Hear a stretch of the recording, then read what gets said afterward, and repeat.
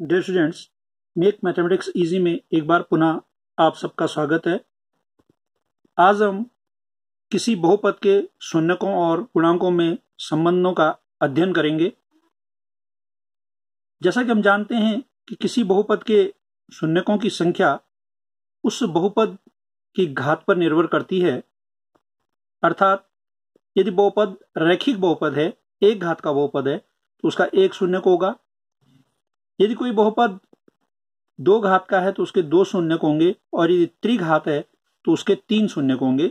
जैसा कि हम यहाँ पर देख रहे हैं कि यदि किसी बहुपद px बराबर ax प्लस b का एक शून्यक अल्फा हो, क्योंकि यह रैखिक बहुपद है, एक घात का बहुपद है, तो इसका एक शून्यक होगा जिसको हम अल्फा मान रहे हैं। तो उस शून्यक का मान गुणांकों के आधार पर हम माइनस अचर पद बटे x का गुणांक ज्ञात करके पता कर सकते हैं। अर्थात अल्फा जो उसका शून्यक है उसका मान माइनस अचर गुणांक जो कि हम यहां पर देख रहे हैं b बटे x का गुणांक यानी a, b बटे a। तो अल्फा जो शून्यक है वो बराबर होगा माइनस b बटे a। इसी प्रकार बहुपद यदि द्विघात है, जैसे कि हम यहां पर देख रहे हैं द्विघात त्रिपदीय बहुपद है ax square plus bx plus c, तो इसके दो शून्यक हैं जो कि हमने अल्फा और बीटा माने हैं। तो यदि इन शून्यकों का हम योगफल ज्ञात करना चाहें तो इन शून्यकों का योगफल अल्फा प्लस बीटा, यह माइनस एक्स का गुणांक बटे एक्स स्क्वायर का गुणांक, जैसा कि हम यहां पर देख रहे हैं एक्स का गुणांक b और एक्स स्क्वायर का गुणांक a।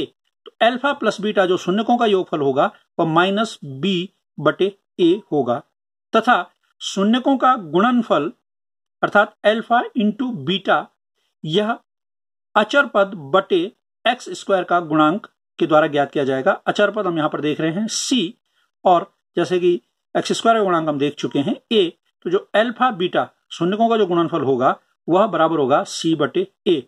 इसी प्रकार यदि त्रिघात बहुपद होगा जिसके कि तीन शून्यक होंगे, हमने यहां पर माने हैं अल्फा, बीटा और गामा, तो त्रिघात बहुपद ax cube plus bx square plus cx plus d के शून्यकों का योगफल alpha plus beta plus gamma यह बराबर होगा माइनस एक्स स्क्वायर का गुणांक बटे एक्स क्यूब का गुणांक। और एक्स स्क्वायर गुणांक हम यहां पर देख रहे हैं b है तथा एक्स क्यूब का गुणांक a है, अर्थात alpha plus beta plus gamma बराबर माइनस b बटे a। तथा यदि हम इनका अंतःगुणन का योगफल ज्ञात करें alpha beta plus beta gamma plus gamma alpha, यह बराबर होगा x का गुणांक बटे एक्स क्यूब का गुणांक। तो x का गुणांक जैसा हम देख चुके हैं कि c और एक्स क्यूब का गुणांक a, अर्थात alpha beta plus beta gamma minus gamma alpha बराबर c बटे a होगा। तथा शून्यकों का गुणनफल यानी alpha into beta into gamma यह बराबर होगा माइनस अचर पद बटे एक्स क्यूब का गुणांक। अचर पद जैसे हम यहां पर देख रहे हैं d है ax cube plus bx square plus cx plus d। हम इसको x की घात 0 का गुणांक भी कह सकते हैं, जो कि यहां पर d है और x क्यूब का गुणांक a है। तो alpha into beta into gamma या शून्यकों का गुणनफल बराबर माइनस d बटे a होगा। बहुपद के शून्यकों और गुणांकों के संबंधों की सत्यता की जांच के लिए हम प्रश्नावली 2.2 के प्रश्न संख्या 1 के उदाहरण से स्पष्ट कर सकते हैं, जिसमें हमें एक द्विघात बहुपद के शून्यक ज्ञात करने हैं और उस बहुपद के आधार पर शून्यकों और गुणांकों के बीच के संबंध की सत्यता की जांच करनी है। हमें बहुपद जो यहां पर दिया गया है x square minus 2x minus 8, इस बहुपद के शून्यक हम जैसा कि गुणनखंड हम कक्षा 9 में हम इसकी जानकारी प्राप्त कर चुके हैं। मध्य पद के विखंडन द्वारा हम इसके शून्य ज्ञात करेंगे। हमें 8 के दो ऐसे गुणनखंड ज्ञात करने हैं जिनका योग या अंतर 2 हो, तो हमें मिलते हैं 4 और 2, 4 माइनस 2 2 और 4 दूने 8। तो हम 2 को यहां पर 4 ऋण 2 के रूप में लिख सकते हैं, और जब ऋण की कोष्टक के अंदर गुणा होगी तो ये ऋण 4x धन 2x, प्रथम दो पदों में x कॉमन होगा और आखिर के दो पदों में 2 कॉमन होगा। तो हमें x गुणा x के माइनस 4 तथा +2x-4 प्राप्त होता है। पुनः x-4 यहां पर कॉमन होगा और दूसरे ब्रैकेट में हमें x+2 मिलेगा, अर्थात x² - 2x-8 के जो हमें गुणनखंड प्राप्त होते हैं x-4 और x+2। अब यदि x² - 2x-8 बराबर 0 होगा तो स्पष्ट है कि x-4 और x+2 का जो गुणनफल है वह भी शून्य होगा।